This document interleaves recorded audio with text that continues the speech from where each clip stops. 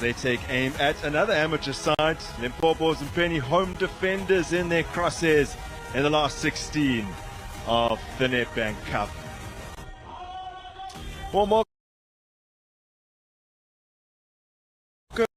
to the Lucas Moripe Stadium in Atteridgeville. It's actually a change of venue for today's match, originally scheduled for Loftus, but the state of that pitch and yesterday's rugby match between the Bulls and Sharks prompting this move. Good conditions for football on what is a rather grey and gloomy Sunday on the outskirts of the capital. It is a proverbial David and Goliath tussle in prospect as one of the giants, not only of South Africa but of the continent, play host to modest and penny home defenders. Kulise got it through to Matthews, who couldn't control.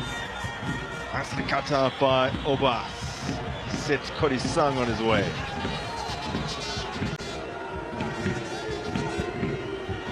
Salez bursting between two defenders. And there's the back heel. Oh, Matthews with an excellent goal.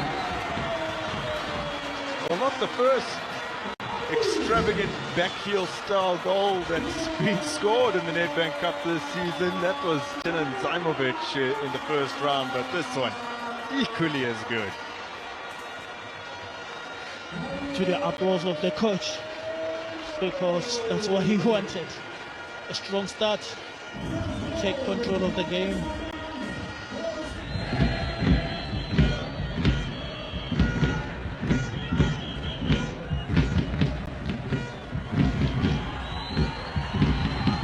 Matumba, high hopes for this young man. It's a decent cross in as well. It's another appeal for a handball. Handball shout. Yes, this one with Tiwana. That's a definite handball there.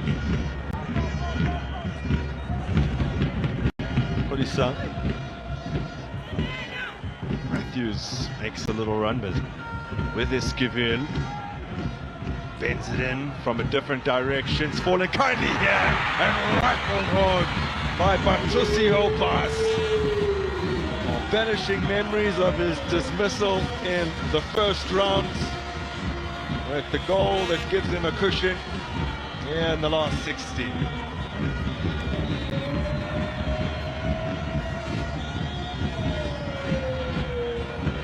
He will be happy, Coach Cadorso, with what he's saying. Unfortunately for Thompson and his teammates, they were beaten down by Batusi Obas, extending the lead for Sundowns.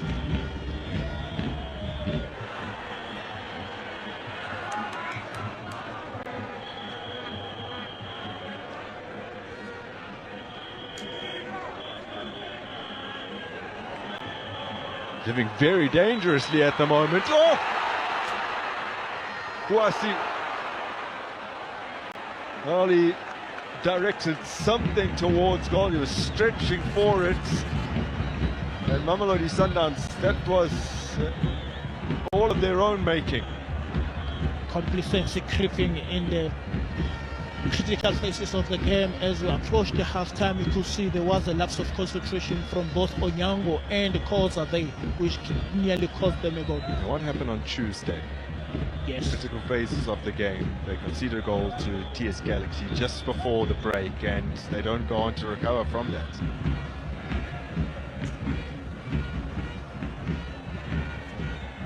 Biggest win so far, the round of 16.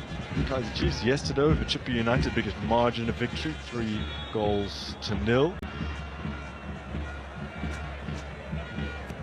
It is eventually Matthews who takes it after a little bit of deception.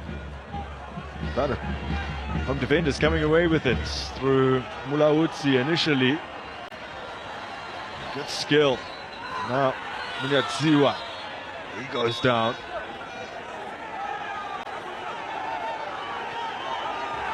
Tashrik Matthews has already been booked for a foul on Munyadziwa. Oh. Well, if the referees had a good view of that, really don't see how he can make any decision other than reaching for his back or top pocket here. He's gone. Yeah. It's the second yellow. It could just as easily have been the straight red. He was outfoxed by Munyadziwa 2 minutes before the interval, about 5 minutes before the interval.